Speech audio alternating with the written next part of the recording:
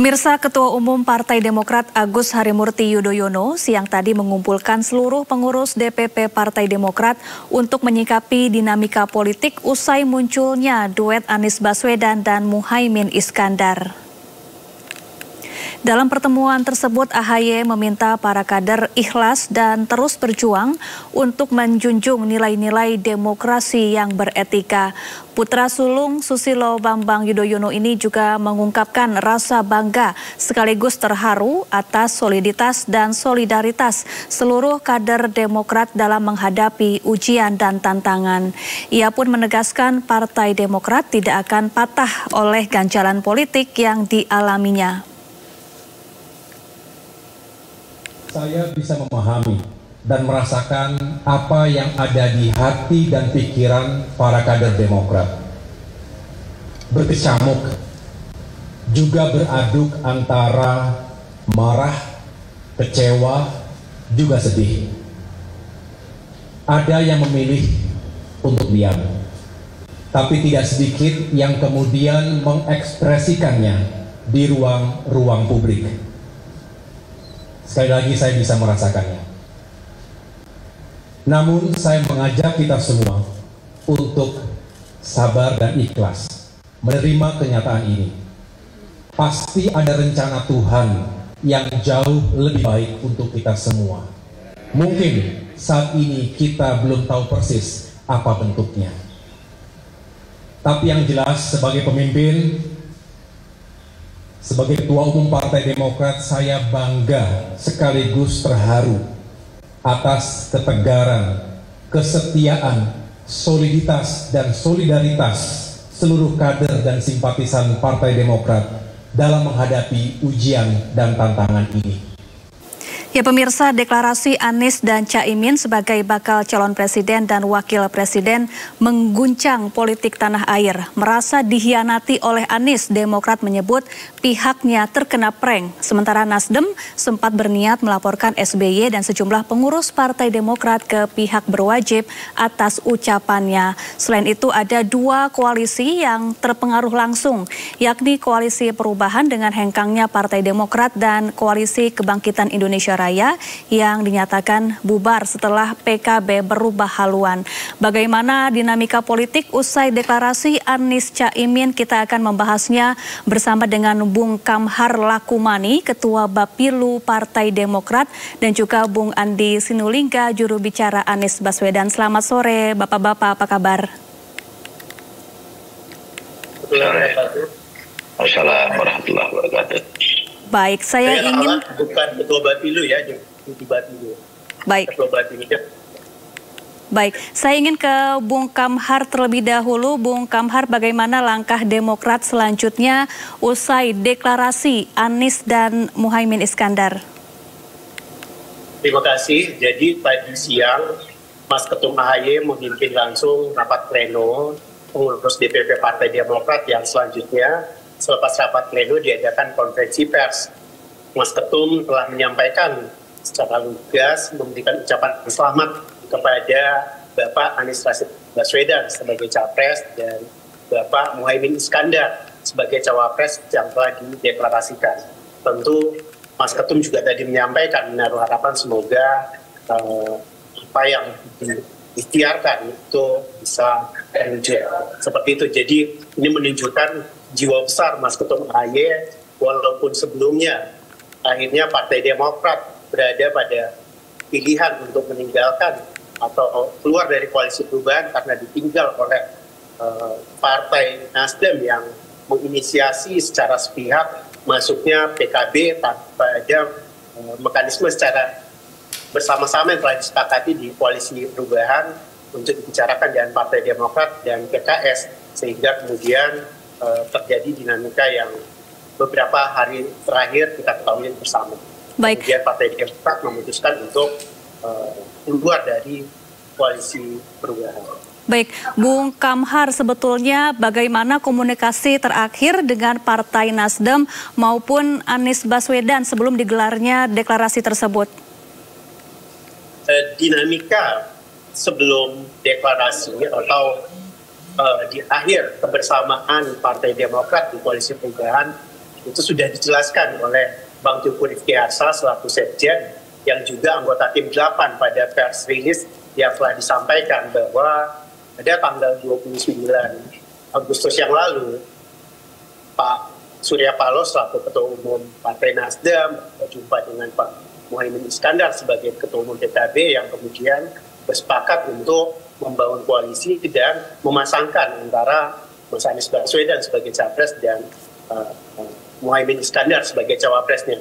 Inilah yang dalam pandangan kami tentu tidak bersesuaian atau melanggar dari fakta integritas atau piagam kerjasama 3 partai yang telah disepakati bersama, ditandatangani bersama pada 14 Februari 2023 yang lalu, yang mana capres itu diserahkan sepenuhnya kepada Mas Anies, dan ternyata dalam proses yang kita dapati ini ada proses top down secara sepihak diinisiasi oleh Pak Surya Paloh untuk mengkondisikan supaya Mas Anies berpasangan dengan Caimin. Jadi Partai Demokrat berada pada posisi yang di kompi atau dipaksa untuk menerima sesuatu yang sudah diputuskan. Itu yang yang kami lihat. Baik. Dan kami Baik Bang Andi Sinulinga, bagaimana respon tim koalisi Anies Baswedan menanggapi Partai Demokrat yang merasa dihianati, merasa ditinggalkan secara sepihak, meskipun siang tadi Mas AHY sudah menyatakan memaafkan begitu ya atas apa yang terjadi? Iya, dari awal saya dari beberapa hari yang lalu ya, memang kalau soal perasaan itu memang sulit itu, karena apa yang dirasakan dan bagaimana perasaan itu, apakah logik, masuk akal, atau peristiwa yang disampaikan sesuai atau tidak dengan fakta yang ada di pihak lain misalnya, itu kita nggak bisa campurin, namanya juga perasaan kan, dan kita hormatin itu. Nah, yang paling penting adalah apa yang dituduhkan adalah tidak benar. Dan tindakan yang dikatakan sepihak oleh Partai Nasdem, oleh Pak Anies itu tidak melanggar apa-apa keputusan, karena emang tidak dikomunikasikan, karena ini 3 pihak kan, ada Partai Demokrat, ada Partai Keadilan Sejahtera, ada Partai Nasdem. Nah, ketika kan sama kayak Demokrat juga bertemu dengan Golkar, dengan PDIP. Nah, kita tidak tahu apa kesepakatannya. Nah, ini juga bertemu, ada kesepakatan, dan kesepakatan itu kan hendak dikomunikasikan. Keterangan Pak Sudirman Said ada di mana-mana, tidak dikomunikasikan, dan bahkan Pak Anies berencana untuk ketemu langsung dengan AHY dan SBY. Tapi kan kemudian pertemuan itu yang tidak diberikan kesempatan, dan kemudian muncullah rilis surat dari Sekjen yang disampaikan dan pidato Pak SBY terhadap realitas itu dengan tuduhan-tuduhan berkhianat dan segala macam. Itu menurut saya, kalau kami ya bisa memahami, bisa mengerti ada satu pihak yang keinginannya tidak sesuai harapan dan kemudian kecewa dan kemudian meninggalkan koalisi, itu kita hargai saja gitu sebagai sebuah kenyataan politik gitu. Baik. Dan kita tidak ada apa namanya melakukan tudingan-tudingan lain gitu seperti itu. Yang kalau kita mau tuding sana tuding sini itu kan sesuatu yang mudah sebenarnya ya. Baik. Saya ingin ke Bung Kamhar kembali. Bung Kamhar, siang tadi Pak AHY menyatakan bahwa Partai Demokrat akan bergabung dengan koalisi lain yang satu visi dengan Partai Demokrat. Sementara kita tahu partai-partai pendukung baik Pak Prabowo maupun Pak Ganjar ini sama-sama akan melanjutkan pemerintahan atau apa-apa yang telah dibangun oleh Pak Jokowi. Jadi sejauh ini seperti apa komunikasi Partai Demokrat dengan parpol lain untuk membangun koalisi?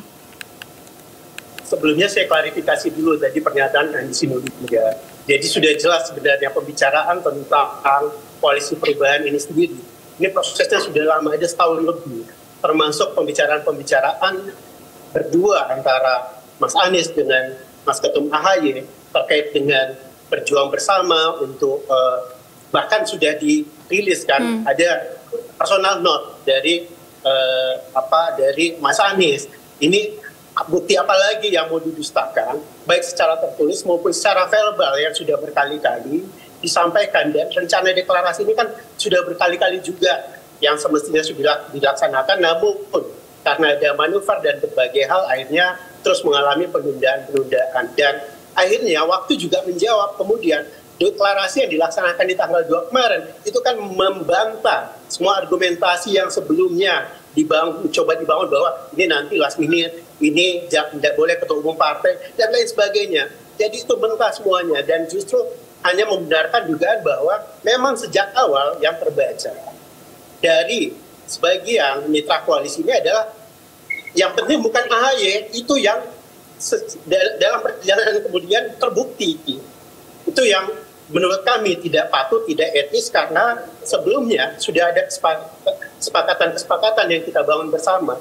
Bagi kami, berkuasa itu bukan hanya bagaimana memperoleh kekuasaan dan menggunakan kekuasaan, tapi cara-cara yang digunakannya pun juga harus benar, ada etikanya. Itu yang menjadi fatsun politik bagi kader Partai Demokrat yang selama ini teladankan oleh Pak SBY, dan itu yang kami indahkan. Jadi tidak boleh karena demi untuk tujuan bisa jadi presiden, segala cara kemudian dihalalkan dan menabrak berbagai etika-etika atau kepatutan-kepatutan. Itu yang pertama. Yang kedua, terkait arah politik Partai Demokrat ke depan itu juga sudah dijelaskan oleh Pak SBY selaku Ketua Majelis Tinggi Partai, dan juga kembali ditegaskan oleh Mas Ketum AHY. Kita calling down dulu beberapa waktu ini untuk kemudian menata hati, pikiran, dan sebagainya. Kita tentu jadikan peristiwa kemarin itu sebagai pembelajaran untuk benar-benar bisa membangun kerjasama yang sangat mengedepankan dan menghargai asas mutual trust, saling percaya, asas kesetaraan, asas keadilan. Ini menjadi penting. Tidak boleh semua yang disampaikan itu hanya sekedar ucapan namun bertolak belakang dan apa yang dilakukan tidak selaras antara perkataan dan perbuatan. Ini kan menjadi catatan bagi integritas seseorang, apakah patut sebagai pemimpin kalau ternyata yang dipresentasikan di ruang publik dan yang dijalankan itu tidak bersesuaian. Itu yang menjadi catatan bagi kami. Baik, Bung Andi mungkin ingin menanggapi terlebih dahulu pernyataan Bung Kamhar tadi yang menyatakan ada kesepakatan-kesepakatan yang dilanggar saat Demokrat masih berada dalam koalisi perubahan. Karena selain Demokrat, PKS saja yang tidak hadir saat deklarasi ini menyatakan masih akan menggodok atau membahas nama Muhaimin Iskandar sebagai bacawa pres pendamping Anies. Saya kasih ilustrasi yang gampang ya. Ada 3, Nasdem, PKS, dan Demokrat. Dan kemudian ada tambahan PKB. Nah yang pergi itu Demokrat. Masa yang 3 ikut yang 1? Yang sebenarnya yang memaksakan itu siapa sebenarnya? Itu yang penting tuh. Nah yang kedua, tidak ada kesepakatan dari ketiga partai ini harus Mas AHY. Dan harus juga tidak Mas AHY. Nggak ada kesepakatan itu. Kalau ada keinginan dari Anies Baswedan sebagai baca pres menginginkan Mas AHY, dan itu dibikin semacam tulisan ya, dan note di situ, itu sebagai sebuah fakta yang tidak ada yang tidak ada yang kita ingkari, walaupun sebenarnya latar belakang penulisan surat itu adalah konfidensial yang sebenarnya bukan untuk konsumsi publik. Itu saja sudah menabrak etika. Jadi saya setuju tadi itu, kalau kita ngomong itu menuding orang tidak punya etika, sebenarnya lihat lagi diri sendiri. Nah, bagaimana etika terhadap sebuah prinsip dasar bahwa itu surat ada di tangan Pak Sudirman Said, dua-duanya surat Pak Anies dan jawaban dari Pak Mas AHY disimpan, tidak boleh dipoto, tidak boleh dipublish, hanya konsumsi internal. Nah, jadi menurut saya kalau kita mau mencari tuduhan-tuduhan, yang berkhianat itu adalah yang melanggar konsensus antara Mas Anies dan timnya dengan AHY terkait surat itu. Tapi kan kita nggak pernah mengatakan itu. Itu yang pertama. Yang kedua, surat itu tidak bisa mengikat PKS dan Nasdem, karena itu surat antara Mas Anies dengan AHY. Kan perlu persetujuan Nasdem, perlu persetujuan PKS. Satu saja dari 3 itu kemudian dipaksakan, maka ini tidak mencukupin PT. Karena tidak mencukupin PT, tidak bisa berangkat untuk menjadi kontestan capres dan cawapres. Itu kan kalau dilakukan sebagai sesuatu kekonyolan yang luar biasa, sebagai sebuah fakta politik, itu nggak bisa dipungkiri. Karena itu tidak ada yang dihianati sebenarnya itu. Lalu Bang Andi, baik, Mbak Andi, lalu bagaimana dengan PKS yang belum sepenuhnya menerima Muhaimin Iskandar karena masih akan dibahas di Majelis Syuro PKS?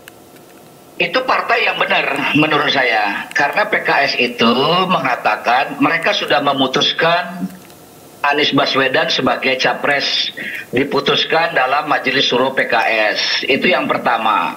Nah, terkait cawapres, Majelis Syuro belum memutuskan.